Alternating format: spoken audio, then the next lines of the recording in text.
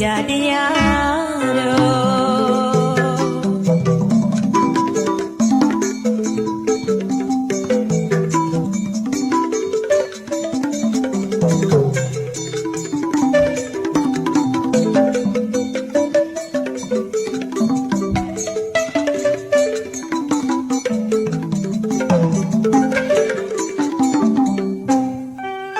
ဘော်ဒီပင်ရွှေပလင်းကြီးကိုအောင်သော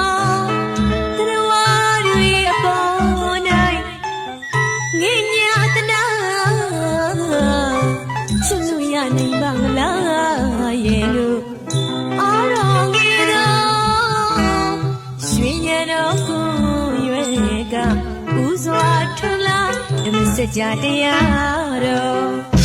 မြမနဲ့လူအပေါ်ဒေသနာကြလိုက်တော့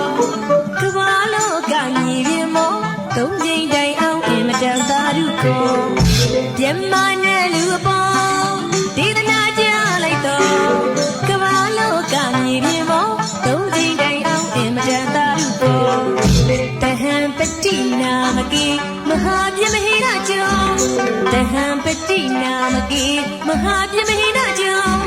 ဘောနိညာနဲ့ဝပပတိမဟာနာအတ္တစီကျွတ်တံဝင်ပြီးအေးကို